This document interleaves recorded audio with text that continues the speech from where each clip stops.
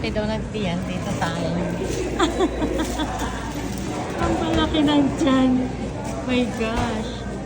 Saan? Saan? Taco mochi. Ay, wala na. So, meron pa doon. Masarap siya? Oo, masarap siya. 80 per degree. This na, meron siyang mochi. Oh. Masarap siya. Ayan.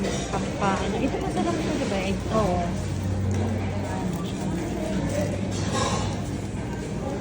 Ayan, oh. Oh my gosh. Ooh, look at the ubi. Saan pa yung sinasabi mong ubi?